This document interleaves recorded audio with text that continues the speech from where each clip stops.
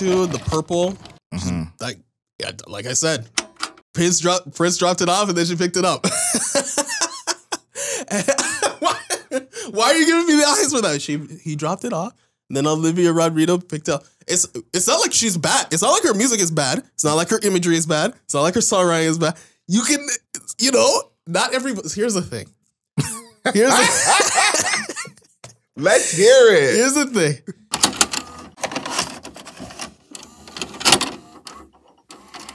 Good afternoon, beautiful people. This is another episode of Album Mode.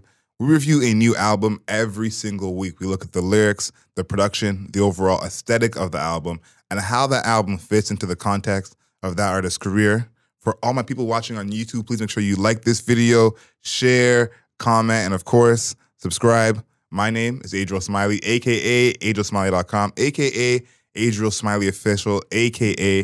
The Godfather, and we're here with His Royal Highness, King Grant. Welcome back to Album Mode, people. Adriel and I are back. This is Demar Grant, aka King Grant, and don't forget we're also here with our esteemed producer Chris, aka Patient Zero. We're back doing Olivia Rodrigo's Guts. We're a week late. I was gonna say maybe 2 weeks. No, I think it's 1 week. Okay. But we're doing it because Adriel had TIFF. I was sick. It was a weird situation going on in the Album Mode household, the collective household. 100%. So it was a weird time, but we're here back doing this because I definitely wanted to speak about Olivia Rodrigo. I love her as an artist, right? And I'm like, we cannot be missing out on this cultural artifact of our times. Fair. So so I think that this is her second album. Yeah. Right. She's out of the Disney cocoon. Yes. Fully, I would say. Yes. I would say in the first one, we're like, okay, she kind of like swears and like, is a little bit more mature for a Disney artist. Now I'm like, she just escaped. Yeah, 100%. It took maybe like, it took so many artists that come from Disney, like multiple years to be like, oh my God, did you hear that? She swore. Yeah, we're past that now. She swears. Yeah, she pretty much like all of the songs have the explicit tag on them. So she is very much swearing, talking about sex, talking about how much she hates certain people and stuff like that. Mostly dudes. She hates dudes. Yeah, dudes are not in the good book right now. So I think that that's one of the things that I really noticed was starting off was like, this is the Disney thing is kind of just like, that's like different line of demarcation. And she's like, I'm doing music shit now. Like, fuck that Disney stuff. Yeah, it's a very interesting transition she's making into this part of her career where Disney is not super far in the rear view, but she's definitely trying to put some space between the Disney Olivia Rodrigo and who she is now. She's breaking records, of course. She did list last time on our last review. Yeah. We mentioned some records she's breaking. Back at it again. Sour and Guts both debut at #1. First female artist to start atop the charts with their first 2 entries in 9 years. The last to do it was I'm gonna say Chris, do we answer the last female to top the charts with their first 2 entries? I'm gonna go with Beyonce. 9 years ago is okay, the then clue. Taylor Swift. The answer is Ariana Grande in 2013, 2014. And this is, she's slated to sell 302,000 first week, which would be the 4th largest week of any album this year. Yeah. And her biggest first week. So big shout out to her. Yeah. I think she's at a point now with the success of these 2 projects where I said this before this album came out. We talked about it a little bit a couple weeks ago. She could be good right now.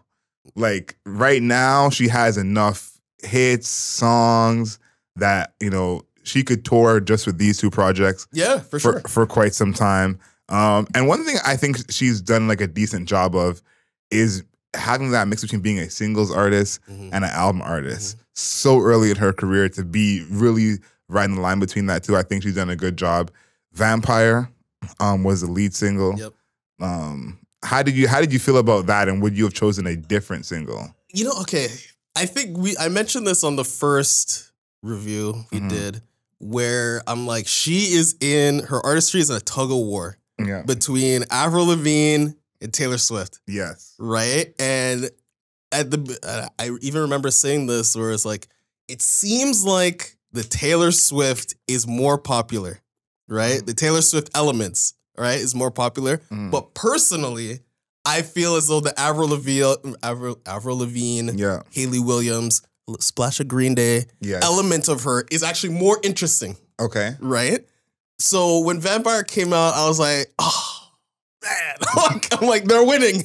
I'm like, they're winning. Taylor's up one? Yeah. I was like, fuck. Oh, that's so funny. I'm like, Taylor's winning. Like, she's a good songwriter. Yes. Right? But I'm like, it's not as interesting. Not what you want to hear. Yeah, it's just not as interesting, right? I mean, I love folklore. Yeah. Right? Evermore, not so much, but I love folklore. Yes. And I was like, I can't believe that she's winning. I can't believe it. So where would you go with it? Is there a song on here that you think of like that would do the justice, do the job of filling that Avril Lavigne lane? I think, I don't know if this was a single or not, but All American Bitch. Okay. Even it's the first song. I wanted to ask you about that, so I'm interested to hear. Yeah, it's the first song, and I think it's such an excellent tone setter for the entire album that it would have been great for the single. Yeah. Right? Just because, I mean, you know, if you say All American anything, I think today, like right now, that has there's a lot of connotation, denotation. It's a really spicy type of title right now. So I feel like it could have just generated a lot of heat on its own. Just be like, I'm All American Bitch. You know, it's a woman saying this, you know, she's like 19. Right? So there's a lot of things that could have been caught up in that melange, but she didn't want to do that. Yes. So that's okay. But Vampire, I was legitimately disappointed. I'm like, I can't believe this is happening. I can't believe it. I think All American Bitch as the first song is such a pointed choice for the first song. Because I think that it probably only can live as that first song. Right. I think it's probably some of the weaker Avril Lavigne type songs on this project. But as the first song, it sets the tone. It's like, listen, you know where we're at. And I think maybe part of it not being the single is just this cursing in the name of the song. Right. And I feel like, yes, we know she curses, but you got to be at a certain level to have, you know, cursing as a name of the song be like your single. Yeah, I mean, it could be like Fucking Problems. Fucking Problems was a single. A$AP Rocky stands for and what Olivia Rodrigo stand for are two very different things, you know? Yeah. And I think that's, you know, part of this is, yes, it is more racy than her Disney days when she wasn't really swearing at all. But compared to, you know, the full scape of music and pop music, she's still a kid in a sense and still looked at, you know, as that like young teenager. I thought Vampire was a good single. Really? Just because when I heard that song, I think this is going to be, I don't know if American Idol is still happening, but that song everyone sings on American Idol and sings probably the first 90 seconds and just does that part. Like totally made for that. The actual like ascension and crescendo of the song, I think fits for a single too, because it really serves that first listen. And she's at the level where when she drops a single, that first listen is front page news. You know, Brent Faiyaz just dropped a single kind of under the radar. People will get to that when they get to that. As much as Brent Faiyaz is a big artist, people will get to that when they get to it. When it's Olivia Rodrigo dropping a single, it's like the day it comes out, 80% of our fans have heard that already. And so I think Vampire was great for that first listen. I really think All American Bitch could have been a single. I think you're on something there, but I think that the line that she's riding of Avril Lavigne versus Taylor Swift, I think image-wise, she's trying to be more in that Taylor Swift lane and less in that Avril Lavigne lane. You know, I think musically, I can tell the Avril Lavigne lane is like kind of muscling its way up. Yes, it is. You know, but I still think image-wise, she's still, if you look at, you know, this cover, the last cover, still much more Taylor Swift than Avril Lavigne. So I think that's a big part of it is the music could be over here, but image-wise, let's still keep it one way. Yeah, I think that I do agree to an extent, but I do feel like first of all, purple is like her color. Yes. She has just taken purple. I was talking to Chris about this right before we started. She kind of just like grabbed purple and she's like, this is mine. 100. Like nobody else is allowed. I'm here. It's like Prince put it down. I'm picking it up. Right? That's a crazy handoff, but But I think that she's first of all really smart for that. Yeah. And I think that having a color is dope. I mean, like somebody like 21 Savage, red. Yeah. Right. Anytime you see him, it's red. Every color has red in it. All that type of stuff. So I think it's really good at establishing a motif, even a visual motif, when it comes to how she's portrayed to people. But I do feel like we're doing the podcast a little bit in reverse right now because I'm like, we're talking about the cover. Yeah, right. Mentioning everything. Yeah, the cover. I think it's definitely more. I felt like the first one was like an FU, with the tongue out and the stickers all over her face. I feel like the stickers kind of made it like still young, but now it's like a nail bite with the rings, where I'm like definitely a little bit more racy. Let's say, right? It's definitely more racy. I guess you got the bra showing a little bit. Yeah. I get it. I get it. So I felt like it was. I don't know if she's purposely trying to do this, but it felt like there's like more of like a maturity seeping into the cover, and also definitely in the music. She's talking about sex and music, bro. You know what this album really reminds me of, and I feel like this is a great way to go into production. When I listened to the album probably the second time, I was like, who is this album for? Me too. I was thinking that too. I'm like, who is this album for? Because I like a lot of the songs on here, but I don't think I know anyone who's gonna bang this in their whip. Like, the first song they come in, put on Olivia Rodrigo. And I said, this is for, the grade 8 version of me. Me in grade 8, this would totally. Avril Lavigne was really popping around that time. We were showing our age a little bit. But this album, I think, is still for the younger crowd, even though her herself is going past that, more explicit material, different topics. I think her audience is still that much, much younger audience. And I think that is going to remain for a little while. As she grows and her audience ages as well, it's staying in that place. The thing I think production-wise for me... One thing I want to say about that, right, is I was thinking about that exact same thing. Like, who would show up at an Olivia Rodrigo show? Like, who's going to be there? Because I think that the production style, like, I think lyrically, right, I'm like, okay, so it's like a Taylor Swift. Her music is feminine. She's definitely speaking from a woman's perspective. Yes. So I'm like, okay, so there's going to be girls there. Probably be teenage girls there because, like, the pop punk teenage girl energy. Yeah. But I'm like, the sound is like a, like something that people were listening to like 10 years ago. No, more than that. 10, 15 years ago. So I'm like, so millennial people are going to be there? I don't think so. And then I was like, her music is also really aggressive, right? The production style is more aggressive than it was on Sour. Yeah. So I'm like, are dudes showing up to it? I'm like, because I'm like listening to the music. I'm like, I kind of get like a little bit more, like we were like Avril Lavigne, and then we were talking about Hayley Williams, and I'm like, a little tinge of Green Day now. So I'm like, it's kind of getting progressively more. I think it's still aggressive. I think this is going to be for the angsty teenager, maybe young adult. Yeah. But again, it's kind of like history's repeating itself. Like our age group, we would be seeing Paramore, Green Day, Avril, maybe even Blink. This is going to be, I think, for that era. I can't see people our age going to see Olivia Rodrigo. That just doesn't. Maybe I'm wrong. Yeah, that's what I'm. In the comments, let us know. Maybe we're wrong, but I just can't see it. Yeah, but I was like, this was like hot when we were like teenagers. Yeah, right. So now it's hot again. So aren't the people who were into it before, are they gonna come back?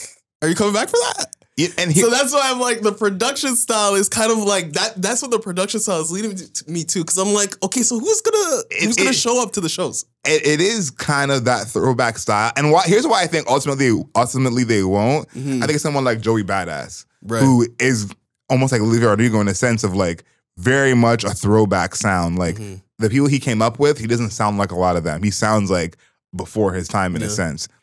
I've been to a couple of Joey Badass shows, and the one recently I went to, it wasn't a bunch of old heads in the crowd. Okay. It was still a bunch of young people.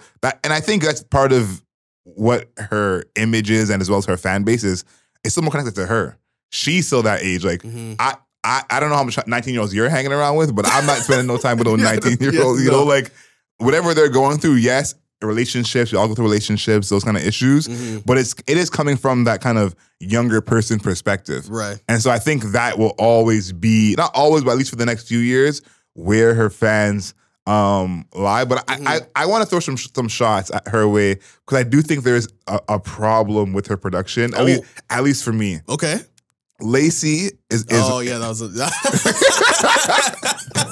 you were ready to defend her. I didn't like that. Yeah, Lacy was a low light for me. Let's say. A low light. And I think that when it comes to Olivia Rodrigo, whenever I hear a crescendo coming in a song, I get scared. Oh, really? I think with some artists, it's like, okay, yes, like it's about to go down. Where her, no, I'm. There are a few times on here where the crescendo works for me, and the buildup is kind of like pays off. Even Vampire, which is a lot less, that buildup you get from her, it most of the time falls flat for me. Okay. Lacy is a really good example of that. Yeah. But I feel that myself. Just like a tensing up whenever the crescendo is coming. And I'm like, where's this going to go? Okay, so the crescendos are not working for you, is what you're saying. No, for the most part, no. Right, so so sorry I interrupted you. You're like, where are we going to go?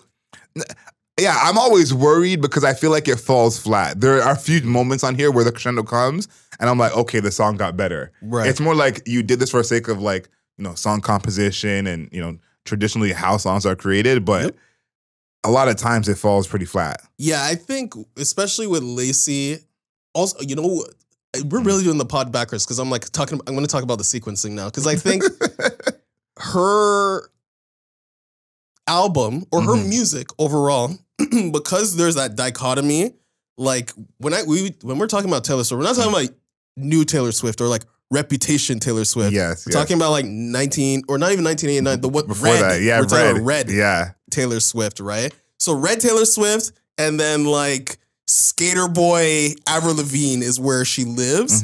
So when she's doing the ballads, the sequencing has to be correct because because if it's not, you're like it's almost like being in a car where the gear like shift like skips like you skip a gear. Yeah, right. You get that crazy jostle, right? And that's what I feel like happens a lot in her music. So you can go from leading up to Lacy is All American Bitch, which I said was the tone setter for the punk element. Then Bad Idea Right is another a punk track. Yeah. And then Vampire is like it slows down a lot, but we have that crescendo. And then Lacy, I feel like we're going at a glacial pace, and I'm like, this is not it. Not it, because at least in Vampire, there was that edge of that crescendo, the building part.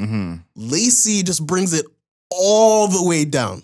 Like all the way down where like the melody, like that opening melody reminds me, if you've watched the show Weeds. No. Right? There's the theme song where it's like, it's all made out of ticky-tacky and they all look just the same. And I'm like, why are we down to this? Like, why are we down to this? Why is the energy all the way down to this? Right? Considering how electric the rest of her music sounds. It's weird, but also like it's bad because I'm like, I feel like we're going too low. We're going too low on the energy when there's such high highs like All American Bitch or even Get Him Back. Yep, that's like a good one. It gets high as fuck, right? So I'm like, the sequencing has to be better in a way because I feel like it's so much gas and then we're hitting the brakes and then gas and then hitting the brakes. So in a sense, maybe it would be better if there was more split. We've had some projects where it's like it starts out pretty heavy and then it slows down towards the end. Yeah. Maybe there would have been something there, but I think ultimately the reason why the ballads don't work is because of her voice. Yeah. Oh, really? Similar to Taylor Swift in a way, like her voice, she can sing, but her voice is not strong. You know, like if she was in a group, she's not getting that many solos. Right. That kind of thing. And so I think when it comes to these ballads, unless the production is kind of like so rich and full, the voice needs to really carry it. Think about someone like Adele on her album 19. Yeah. How many of those songs are just keys and Adele's just belting her living life away, pulling those songs through. Olivia Rodrigo. Not Adele. Respectfully. It was like not even in that class. Yeah. And so that's why I love that Taylor Swift comp, because Taylor Swift is one of the few artists who has made that kind of connection of not being the strongest singer, but having these ballads that still hit. And I think Olivia Rodrigo, that's the next step, I think, in her Taylor Swift side of production is to figure that out. Because Her writing is good. Yeah, yes, she's a good writer. The production on these is lacking a little bit, I think, in terms of ballads. Mm-hmm. And I think they need to figure out that mix of how can we complement her voice, but also have, these ballads hit properly. Yeah, because when I feel like she's also good, like using the voice in interesting ways, but that's on like Ballad of a Homeschooled Girl where she's doing interesting stuff. The ballads are just not. It's not working as much. I feel like they're not bad. Yeah. But again, like I said on Sour, I'm like, the pop punk songs are just more interesting. This is more interesting shit happening on there because the ballads, they're skeletal, right? Lacy is really just like a guitar. Very empty. Right? Like there's nothing else that's really happening on it. And even Pretty Isn't Pretty. Yeah, same thing. It's kind of just like a really, I would say this song is generic. This is like her one song that is pretty generic. Just one? I would say that is generic. No, that's generic. The other ones are like, we've been here before, but still interesting. Fair. Pretty Isn't Pretty. Familiar, not generic. Exactly. There Pretty Isn't Pretty is like, this is generic. Yeah. Right? Like, I feel like anybody could have made this song, right? So I think that the ballads or those songs that are not pop punk or not punk or just like straight up punk, there has to be something more interesting happening with the instrumentation because I think, like you said, her vocals are not strong enough to be like, I'm just interested in her singing. Her songwriting is there. Like, we can get there with the songwriting, but the vocals are not enough just to carry the ballad. I want to give two positive personal highlights because I think these two songs are probably the sound that will turn me into like a full-time Olivia Rodrigo fan is Get Him Back. You mentioned that. Get Him Back, I think, is to me the best song on here. And then Ballad of a Homeschool Girl. Yeah, I love that song too. I feel like those two are where she can really thrive. And those are songs I tried to think, who from the past was making a lot of songs like this? Like, there's an era where Pink did a little version of this. But this was like kind of a thing almost every, pop punkish artists tried, at least for a little bit. Yeah. Everyone had at least one song where, they did that like modulated voice, those snares.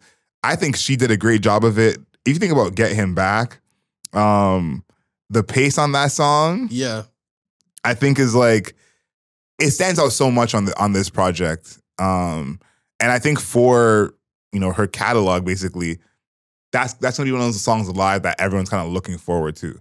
A different bounce than most of her production. Yeah, that one is more close to just like a straight up rock song. Yeah. Right? Versus the other ones were like, okay, this is like, pop punk, right? That one is just like, this is just straight up like a rock punk song. Yeah. Where it's like the pace is slower than the other punk tracks, but the guitar, because of how growly it is and how like gritty it is, still maintains like that, like it still makes it like feel like, okay, we're still like we're deep in it with her, you know what I mean? And then also she has like to help carry it too. So there's like a lot of good stuff. That's what I'm saying. Now you're seeing what I'm talking about. And I think there is so much good in the song. Like even the crash, like it's less of a crescendo, more of a crash when it gets to the chorus where it's like, pause. And it comes in, it's like, even the use of that type of crescendo in other songs works so well. And we talked about this when we mentioned Miley Cyrus on her review, talking about women in rock and bringing rock back. Now, I think we're probably still a bit away from that, from rock coming back in a real full way in a pop sense. But I think you were right about the Avril Lavigne comp. There is something here. And I think this is like her live show, her fan base growing, because her live show is gonna be lit. I think the songs like this is where you can grab so much more people. I don't know how many teenage boys are huge Olivia Rodrigo fans. Of course, I'm not tapped into that market, so I could not tell you. But we need to ask your brother. That's what we should have asked. We need to ask your brother. I wonder if he even knows who Olivia Rodrigo is. That's a good question. Oh, really? He may not know who she is. If he does, then she's really crossed over. 100%. She's really crossed over. And I think about, the men who are quote unquote real rock fans from, the days when we grew up listening to rock, or even before then. There's stuff on here that it could be for them, and Get Him Back is like a kind of a kid version of that in a sense. But there's, sounds like Ballad of a Homeschooled Girl, where it's like, the real rock fan in his 30s can find some value in that. So I see a lot of positives that's what from I was those saying. songs. Like, I feel like if you're a millennial dude, this is your shit, bro. It actually is, though. Like, you were listening to Paramore, even though you were not admitting it to other people, but you were listening to it. A closeted Paramore fan is so crazy. You were, and now you're not. Now that person is also a closeted Olivia Rodrigo fan, right? But all these songs, like All American Bitch, bro, come on now. Yep. Like, how are you not? If you're a punk person, how are you not slapping this song? You know what I mean? I'm with you. I'm with you. I think, again, it's the image and the music kind of have to meet somewhere, and that's why Avril Lavigne is perfect for that, because Avril Lavigne was just dressed completely differently. The music is all the exact same, but just didn't dress like Avril Lavigne, didn't act like Avril Lavigne. Very, very different career. Right. Part of it was the image, the look, the persona. So Olivia Rodrigo hasn't crossed over to be like, we think of rock when we think of her. I'm sure plenty of people had no idea she had songs like this. Right. And so I think that's a part of like even reaching the people we're saying are the punk fans. If you're a punk fan, how the hell would you know she has this in the bag? You probably have no idea unless you listen to the album. Yeah. You just don't know that. Like, yeah, because you're like, oh yeah, the driver's license girl. Exactly. So it's like, that's where I feel like is the next step for her, because there's stuff in here that those fans who probably aren't aware she's even making this would love. Yeah. Even like Bad Idea, right? Yeah. Which I feel like this is, we were talking about like, okay, some of the song, Pretty is Pretty is generic. I would say like, Bad Idea, right? Even Ballad of a Homeschool Girl, Get Him Back. Those are familiar. Yes. Right? Very familiar pop-punk stylings. Like, I feel like she's not doing anything outside the box when it comes to production. I'm also kind of surprised she doesn't work with Travis Barker a lot or at all, right? For this album, because he seemed to be like the hot shit when it came to, if you wanted these type of drums, you would go to him, but not on the album at all. So I found that really interesting. Just the fact that she is just like carving this independent of like any of those people. So I think, that the production is good. Sequencing, gotta fine tune. Yes. We gotta fine tune the sequencing. But, if you want to rage in a traditional sense, we're in the new rage right now, either Playboi Carti, Travis Scott's, etc. If you want a traditional sense of rage, you can kind of do it. I feel like I actually want to see a show of Olivia Rodrigo just to see who shows up and what they act like. Exactly. I want to see what that's like. Right? I want to see what that's like. Because she has the ballads. Yes. Right? Driver's License, her biggest song probably. Yeah. Good for, like, it's her, and then she's got Good For You and like a bunch of other tracks now, right? But the juice is the punk rock stuff. Like, that's the juice. You know what I mean? That's the gas. And I'm like, who really, what are they acting like? Because if you like both, I guess you're just doing both. You just, you feel you're going to show up and get a little bit emotional and then just go ham in the second half of the concert. I don't know. That's really interesting to me. So I think that her production overall, that duality, maintains like an interest, like on a macro sense. Yeah. Right? On a macro sense, we're like, okay, so what does this like really mean to be an artist like this? I don't know. I feel it really interesting. Yeah, she is one of the artists I always think of the idea of how valuable an image is. And this project, it kind of reinforces my thoughts about that, because of the songs that we're saying are the best songs, the best sound, are not aligning with the image that, and we're saying that's kind of a problem in a sense, and who are the people that are going to be showing up. I think there almost is like a value in that from any, let's go back to A$AP Rocky for example. Fucking Problems, Wild for the Night, those were like the songs he came in the game with. And I'm sure there's some people who haven't heard of him since those songs. I think of A$AP Rocky as the Fucking Problems guy, or the Wild for the Night guy. But he has songs like LSD and Sundress that, are also A$AP Rocky's the one making those kind of songs. Yeah. So it's always like, you don't think of A$AP Rocky, that's not his image. His image isn't the Sundress guy or the LSD guy, but that's also a part of the artistry. So I think Olivia Rodrigo is kind of doing a great job, because I don't know if she was signaling pop punk, she'd be as big as she is. I know it's kind of sad to say, but I do think there is something there. This album, what she's doing that's really, I want to say special, but it really is special to me, is she's talking about relationships and, you know, her dating life, but in a very regretful sense, which I think is so unique in the moment. Because when we think about our romantic decisions when we were in our late teens, early 20s, think about them now, it's a lot of, can't believe I did that. Yeah. She has moments on here where it's like that, almost in the present. Yeah. And she's, again, like 19, bro. So it is in the present for her. And it's extremely rare because I know when we were that age, we were not thinking regrettably about our decisions. It was like, oh my God, that was such a smart idea. That was amazing. Yeah. And so to hear her perspective, coming from such a young person, I think is unique because I'm sure many of her fans even younger than she is. Yeah. And so she's looking back at things as like, wow, why did I do that? Oh yeah, she's 20, turned 20 in February. Sorry, we don't. 20? So, yeah, so she's very different from 19. Yeah. Very different from 19. She's no longer a teenager, okay? She's in her early 20s right now. This is like when you turn 13 and you're like, I'm a teenager now. Yeah. But she's definitely, I mean, the reason why we keep mentioning her being like 19 or a teenager is because like songwriting wise, I definitely feel youth. Like I definitely feel like this is a young person, bro. Yes. Like especially when we're talking about Bad Idea, right? That is like such a quintessential like young person type of problem song where she's like, you know, first of all, look, the hook is literally like hold on a second. The hook is literally you know, like seeing you tonight is a bad idea, right? I'm like, oh my God, here we go. But she's like, seeing you tonight, it's a bad idea, right? Seeing you tonight is a bad idea tonight, right? Seeing you tonight is a bad idea, right? And then it like pauses, and she's like, fuck it, it's fine, whatever, bro. I love that though. I actually, that's probably my favorite part of the song, where she's like, fuck it, it's fine. I'm like, yes, bro. I'm like, this is 20-year-old energy. I was going to say very, very much. Very much. This is how you make your decisions at 20 years. Like, you know, like your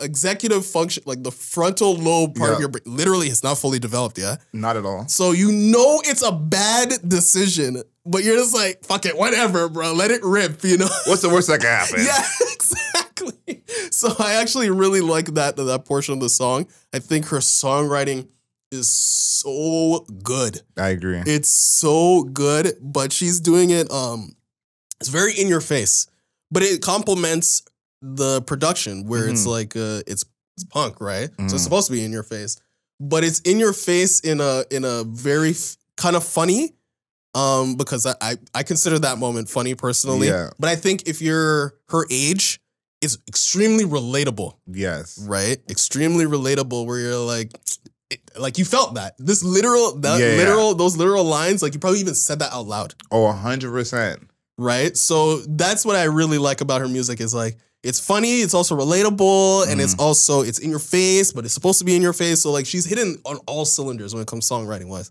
I think what you mentioned about it being like a young lyrics, young music, is the way that she talks about thinking about some of these things. Right. She has a lot of lyrics about behind the scenes of like, I made this decision, but here's what I was thinking. Okay, it's a bad idea.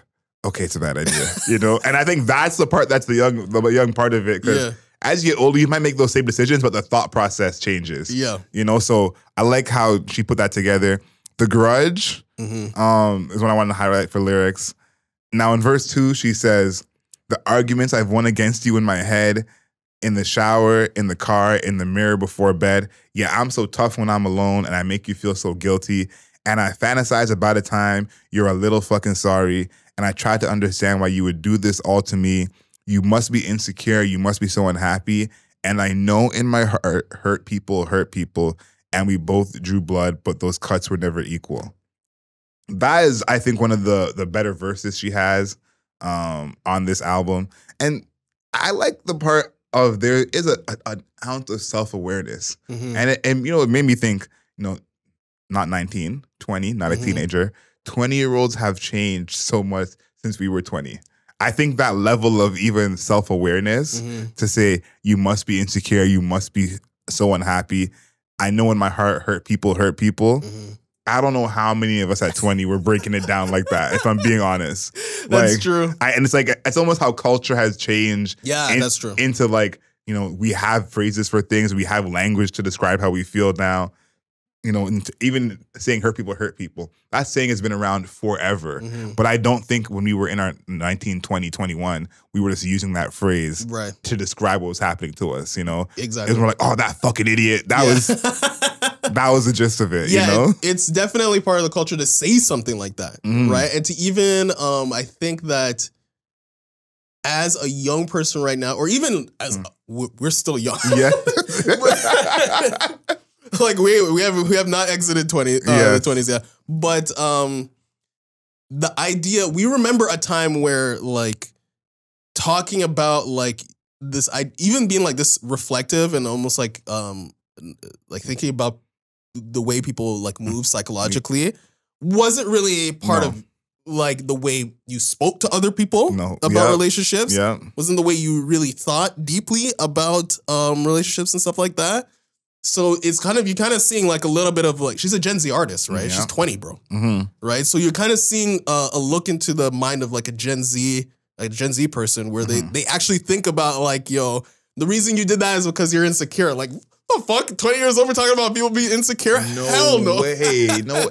And I think that is, you know, you see the dichotomy of what this album is, because sometimes when you hear lyrics, you can almost really get an idea of the time period. You know, I think about when I listen to Erykah Badu and how conscious she sounds, you know, the things she's talking about of self-confidence and self-consciousness. And then thinking about how people talk now in R&B, no one talks like that. No one uses those lyrics. That's not how people phrase things. And then this is like, what she's saying is like very much of the time. This is like, you know, the consciousness we're at now, just as a people. Even the dumbest person you know is like, you know, conscious enough to think like this. And then as a 20-year-old, it's like, this is what 20-year-olds are in 2023. Yeah. If she had been 20 in 1993, very different song. Very different song. So I think that that is so interesting. And then the last one I want to highlight, you mentioned the song earlier. I think you called it generic. Oh, okay. Pretty Isn't Pretty. Yeah. This is definitely that Taylor Swift bag. Yeah. Going down that lane. And here's my thing, and again, I'm speaking as a man, because this is very coming from a woman's perspective, this song. But I think songs like this from Olivia Rodrigo are songs she's going to always have on every single project, especially the subject matter. Saying pretty isn't pretty I'm sure she dealt with this from when she was in Disney, but she's, you know, becoming a woman in that era of her career where how attractive she is, how she presents herself is a huge deal. A huge deal. Billie Eilish had to go through that in terms of her maturation and seeing how she was viewed as, oh, she's, you know, cute little girl, singing to, oh, she's an adult now. She's grown. Olivia Rodrigo is really entering in that, and as a woman, being pretty is currency. And so, you know, to have the song about that and how she phrases it and puts in the song, I think it makes a lot of sense. In the chorus, she says, when pretty isn't pretty enough, what do you do? Everybody's keeping it up, so you think it's you. I could change up my body and change up my face. I could try every lipstick and every shade, but I'd always feel the same because pretty isn't pretty enough anyways. And that's what I've heard a lot of. That's the kind of the experience and the fight of like trying to be pretty enough, trying to find whatever. I think as a man, like, of course you want to look presentable, but your currency is not in how attractive you are. You know, if me and you both look like two butts, people probably still listen to this podcast, you know? I think for women, it's a complete different ballgame. And so her awareness of that at a young age, I think, is sad in a sense, because it's such a big part of being a woman. But the way she describes it, saying, I could change up my body and change up my face. I could try every lipstick and every shade. Is like, this is real life. You know, like, I have to find whichever look works. I have to find whichever way is gonna make it work. So I appreciate her kind of highlighting that, because as of now, that has not been a huge part of her career, but that is coming. Yeah, I think in the next few albums, next few years, it's gonna be a thing of. Because I'm thinking, which pop star as a woman do we have that kind of has been exempt from that? I would say Adele was the one for a while, but that changed very quickly. But I think like as a female pop star, like your attractiveness is part of your currency. You don't have the leeway to kind of let that fall by the wayside. So to see her already aware of that is pretty big. Yeah, I think that her awareness is super high. Yeah. Like crazy, crazy high, especially for somebody that's 20. And I think she even mentions it, I think, in the last track, the very, very last track, where it's like, when will I stop being, what's the name of the last track? Teenage Dream. Where she was like, when will I start being, wise beyond my years and just start being wise? Yep. And we're kind of committing that sin right now by talking about like, oh, she's so smart for a 20-year-old, but she is. Yep. Yeah, so I think her awareness also like contributes to her like relatability. Yes. Right? I think that overall, I think she found overall, I think she found a way to merge the Taylor Swift style of writing with the Avril Lavigne, Green Day, Hayley Williams sound, right? Where you can get this like this relatability and like, oh, she's just like me, but then still able to like, hammer people over the head with like with guitars, basically. So like on a song like Ballad of a Homeschool Girl, right? Where she's like, this is literally at the very beginning. She's like, cat got my tongue. I don't think I get along with anyone. Blood running cold. I'm on the outside of the greatest inside joke. And I hate all my clothes. Feel like my skin doesn't fit right over my bones. So I guess I should just go. The party's done. I'm no fun. I know. I broke a glass, tripped and fell. I told secrets I shouldn't tell. I stumbled all over my words. I made it weird and I made it worse. So she like that song is basically about being socially awkward. Yeah.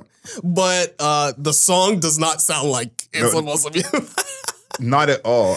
Right? That's what I said. She's like able to take that relatability, but then make it, still make it something that like I could see people jumping up and down to the song. No, she dresses it up well, which is, to me, that is the biggest indicator for success at the largest level. Your boy The Weeknd did an amazing job. Think about Can't Feel My Face, what that song is about, and how that was his first real, like, huge breakout pop song.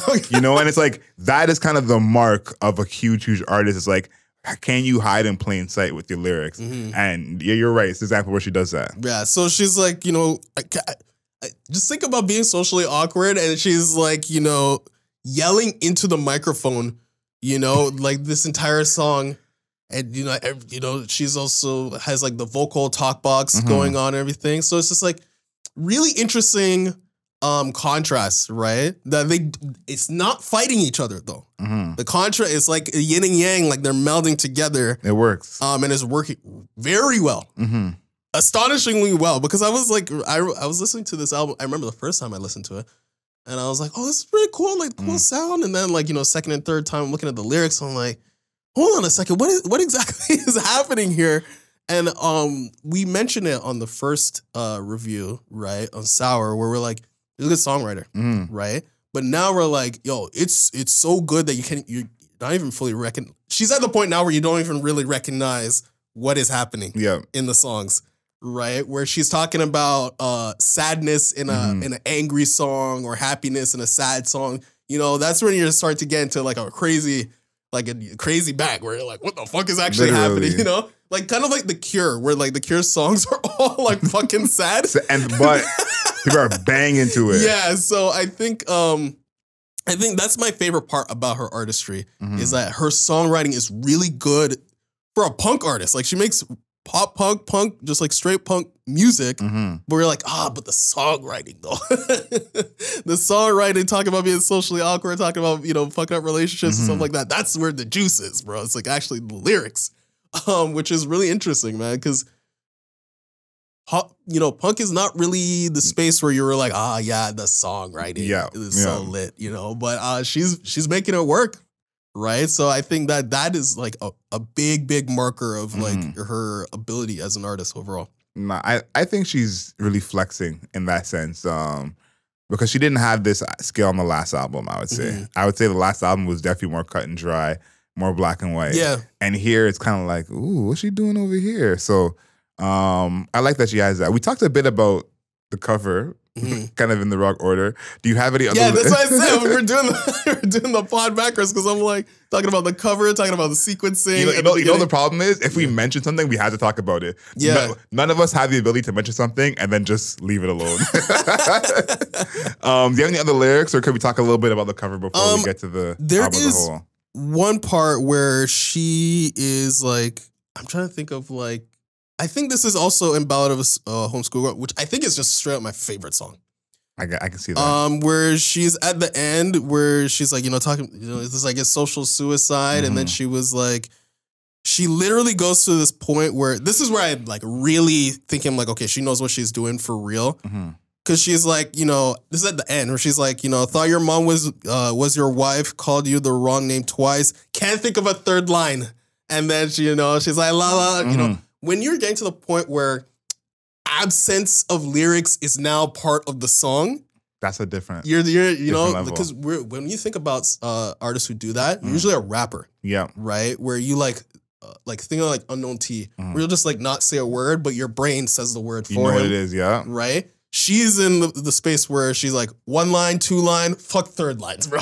You know what I mean? And she's like saying in the song, like, I can't even fucking think of a third line, which I think is very punk. Where you're just like, fuck third lines, but also saying it and it's like, I can't think of a third line, just like, whatever. I thought was really cool too, because like, it's one thing to think that because, you're in your songwriting process, writing everything down, like everything is connecting. Like this is a good songwriter. You're writing everything down, everything's connecting. This is a great song.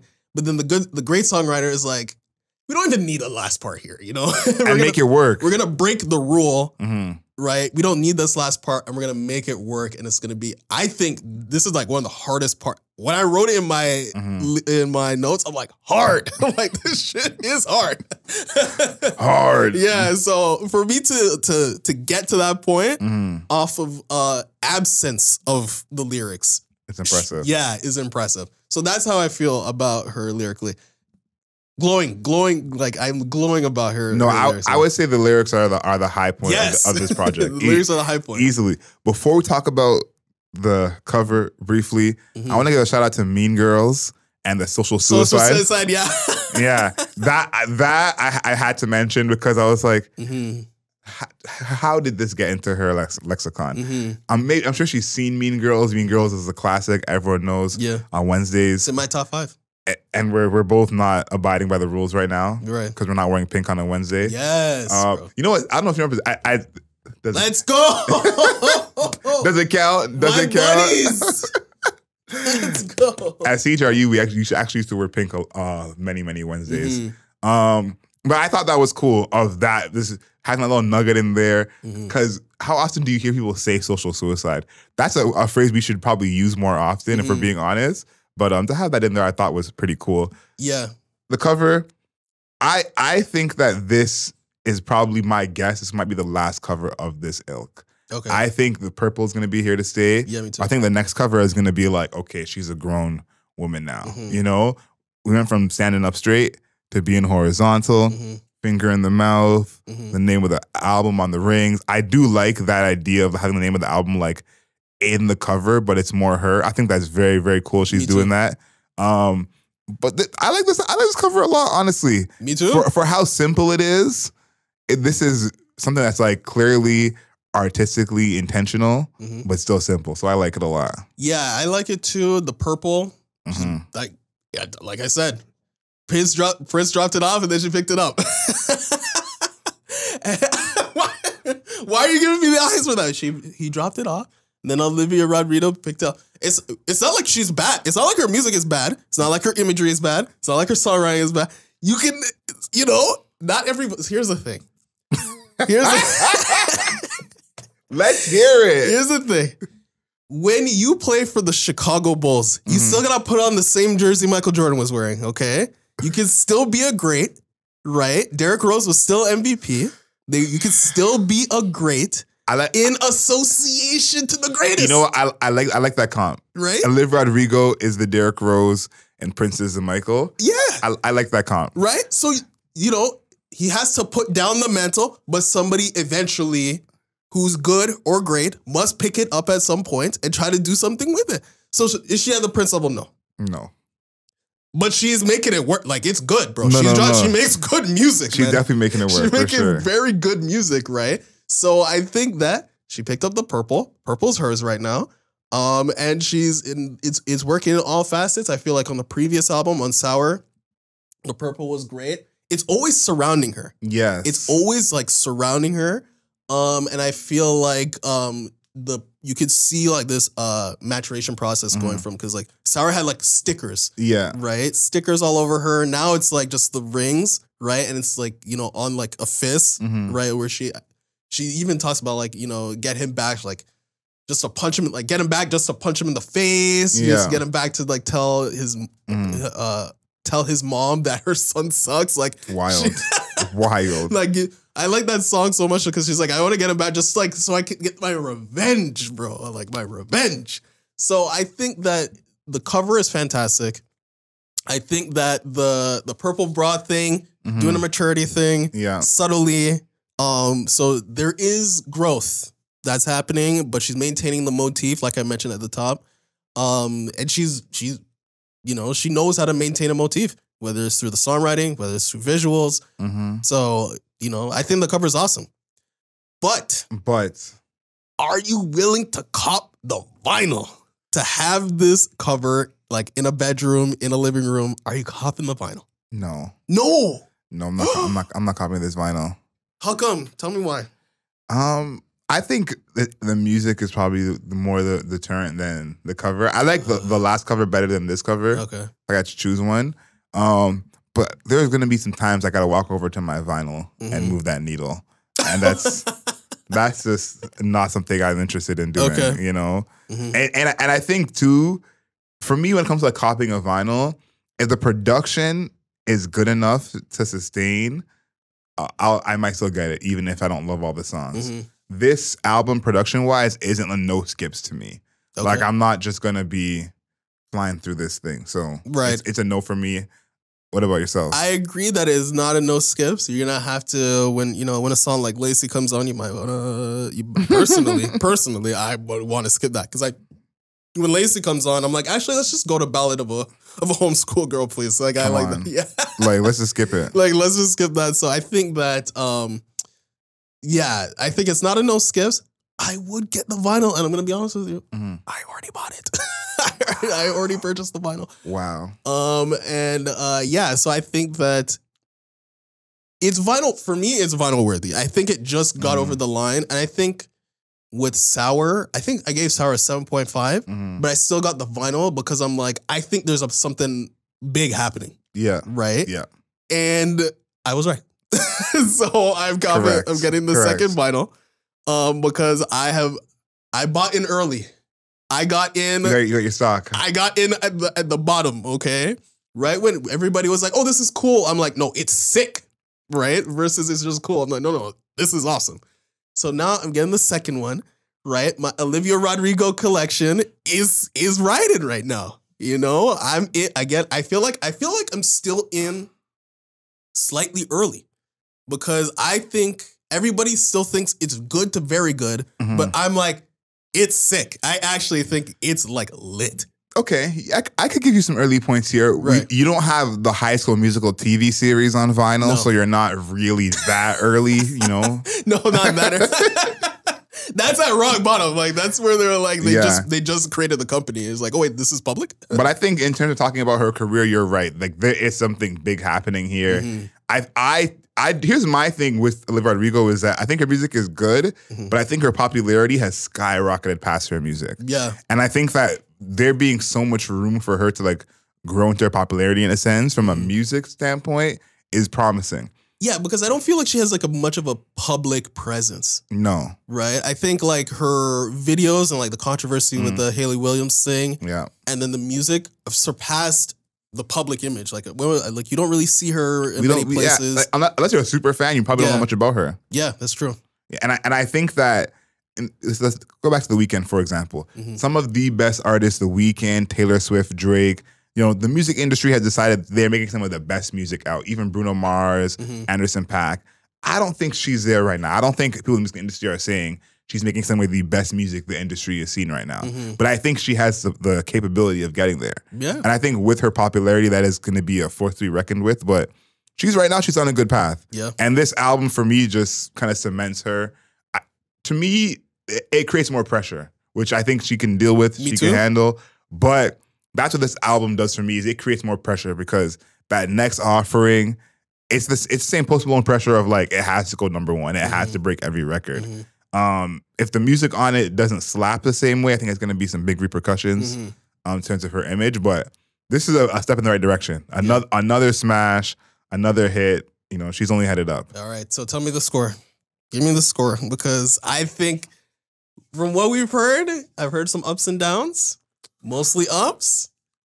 Tell me ups. So Olivia Rodrigo, Guts. My score for this is a 7 out of 10. Yeah. I think this album is a good project. I do think there are some points on here where I feel like it'd be tough for me to show this album to someone. Really? Yeah, there's some points on here where it's like it's good, but it's almost clear that this is a kid. Okay. A kid, a young adult, a young adult. Okay, a young adult. But I think this is part of the age that I'm at. I'm sure if someone was 21, this would be their life. And so I think that is a big part of it. But not a perfect album. A lot of good on here. But I do think this is probably a lot of room for improvement for a 7. I think for a 7, I see more room for improvement than I usually do for a 7. But this is just very much, I think, not for someone, my age group, my demographic. Like, I don't believe that, bro. How many Olivia Rodrigo fans do you know? No, but I think the sound actually does hit, like, it does hit for those people, but they gotta have the openness. And the openness to like let it in. This goes back to my point I've made a couple of times of there are so many black hip hop fans that don't listen to white artists, no matter what kind of music they make. It could be someone who makes trap music, like the trap music you like. They're white. I just don't listen to them. Yeah. I think Olivia Rodrigo, for age reasons, is kind of in that camp where I could love pop punk, but why would I want to hear this person who's 10 years younger than me sing it, and then I can just listen to Paramore over here. Right. And so I think that is, and that's not, I wouldn't say that's a problem, because that's part of what's making her so successful is she's feeding that young fan base that maybe might have out of tune with Paramore or don't remember Green Day. So for me personally, that's kind of why it lost points, but I think ultimately that's why it's still a 7, because the music can stand on itself. Right. Okay. For me, I'm taking it up 1 notch. This is an 8 out of 10. This is an 8 out of 10. Clutching my pearls. This is an 8 out of 10. This is very good. Very, very good. I think the songwriting, phenomenal. It's actually so good. Definitely showing her age in the songwriting, just because the things that she talks about, it's very much like 20-year-old, 19-year-old type deal. But it's also funny in that way, and also very extremely relatable in that way. I think the sound, right? The pop punk. First of all, I just want to say this. We are winning. Avril Lavigne, Hayley Williams, Green Day, Blink-182, I guess, by extension. We're winning, okay? We're winning the battle of Olivia Rodrigo. We are the ballads and the Taylor Swift is getting, pushed down. Yes. Right? Yes. Even though she's a great songwriter, but I would love to hear her write great songs about in rock sense versus just the ballads, right? It's not Adele, right? Taylor Swift, she's a daughter of Taylor Swift, Avril Lavigne, Hayley Williams, right? But I want more of the rock. We're winning. We're up. Yeah, we're up. I think that the ballads are a weak point just because they don't know fully what to do production-wise when it comes to her ballads. Like, I feel like they're making it too skeletal, and her singing voice is not enough to bring it on. But this is good shit, man. I mean, Ballad of a Homeschool Girl, I'm telling you, I love that song. Yeah. I love All American Bitch. I love Bad Idea, right? Vampire, I like a lot. I came around. I like, Love is Embarrassing. The Grudge is really good. Teenage Dream is good. I love the songs. Yes. But I love Ballad of a Homeschool Girl. I'm telling you, I love that track. So it's an 8 out of 10. Very good. Like I said, she's taking the purple, right? She's Derrick Rose. She's Derrick Rose in it right now. She's not MJ. She's not Prince. She picked up the purple, and she's like, okay, somebody's worthy of picking up the purple. Fair. Right? Not offended by her grabbing the purple. No, I'm not mad at that. Right? So 8 out of 10. I want us I think at once every episode I say something that just like you cannot believe that is coming out of my mouth. This was not so bad. I feel like this one actually fits, but I'm just dying at some of the comps that we've had. Thinking about when I compared Big Sean to Viola Davis. Oh my God. And who did you compare Nas to? Nas, I don't know. Say it was something crazy. But we just have some of the crazy comps. Yeah. This one I think actually fits. So big shout out to you for this one. Okay. For all of our people over there on YouTube, you know what to do. Like, share, comment, subscribe. Follow us on the interwebs at Album Mode Pod on Twitter, at Album Mode Pod on TikTok, at Album Mode Pod on Instagram. Of course, subscribe to us on your podcast platform. Leave us a rating and a review. 5 stars, not a single star less. And of course, until next time, know yourself. Know your worth. Later, people.